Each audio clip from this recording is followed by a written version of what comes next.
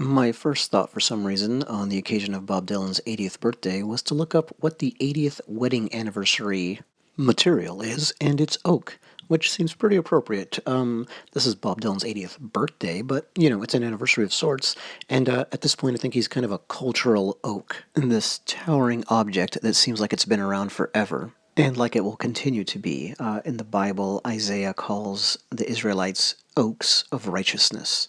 And while Dylan sadly won't be around forever, I think at this point we can safely say that his work will be. And I think a big part of that is the unique cultural space that he occupies. He's not just another musical icon of the highest order, which in and of itself is a towering achievement for anyone. John Lennon, James Brown, you name it. But here you see the Independent claiming Bob Dylan is the most important pop culture figure of all time. And similar thoughts have been put out there before by writers and critics. Insert joke about prophesying with your pen. Regardless, is Dylan the most important pop culture figure of all time? Well, I'm not too interested in that question, actually. More interested in exploring why he's such an enduring artist. But I mean that on a truly historic level.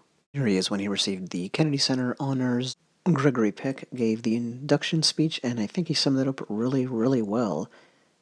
Quote, "In him we hear the echo of old American voices, Whitman and Mark Twain, blues singers, fiddlers and balladeers.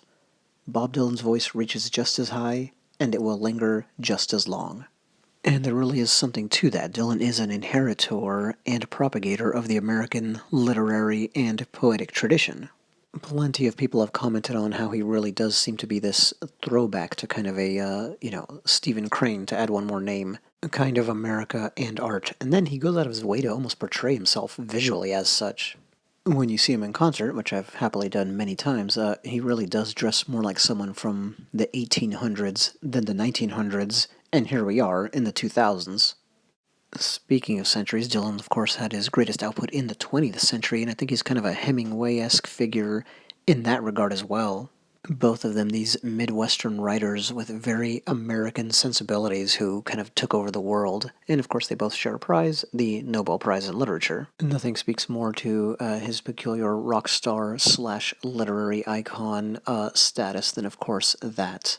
Dylan is, of course, often called a poet, and is one, but he was heavily influenced, as we know, by the Beats like Kerouac and Ginsberg, so, that's a part of him as well. I use the phrase rock star, so, of course, another aspect is, he's right there with the Rolling Stones, the Beatles, whoever you want to name. And that is definitely a part of his artistic legacy and makeup as well, of course, and he's so associated with, the 60s, as those acts are, and Woodstock, even though he wasn't at Woodstock, and all that kind of a thing. So yeah, he was a pillar of the counterculture in the 60s, generation gap and musical revolution, but he's everything we said moments before as well, and I think that's the crazy thing. If you drew a Venn diagram, he's the only one that would have anything like that going on. As if that wasn't enough, he of course invented, essentially, the singer-songwriter mold, so everybody who follows him on that path is kind of an acorn from that oak tree, and some of them grow into mighty oaks themselves. A great example of that would be Bruce Springsteen. So anyone who is passionately telling their own story through their own words and music is a part of this. And this definitely does not apply just within the baby boomer generation, which I think Bruce would count as, even though he's, younger than Dylan.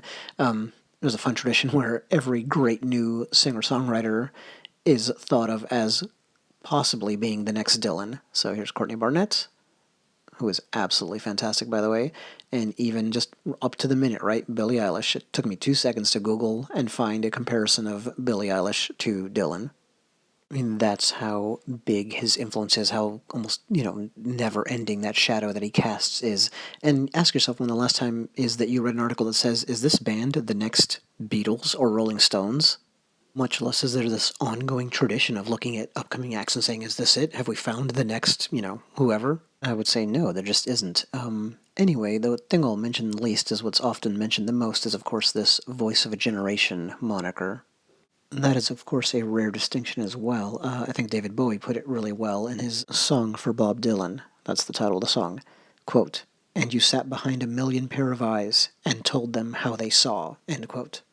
And we have that to add into the mix as well, but like I said, that's very often commented upon anyway. The other thing I'd like to point out is that Dylan's tree is still growing, not just because he's making music, but because he's still making really great music. His latest album, Rough and Rowdy Ways, is a masterpiece. Here's The Guardian saying it's Dylan at his lyrical best. Stop and think about that for a minute. That would be like Jimi Hendrix if he were still alive, which would be great. Making an album in his late 70s, and people saying his playing here is as good as it's ever been.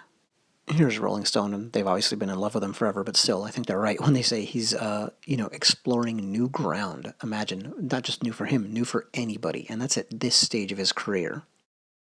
And here's Metacritic with universal acclaim, quote unquote, universal acclaim as their rating for this last album.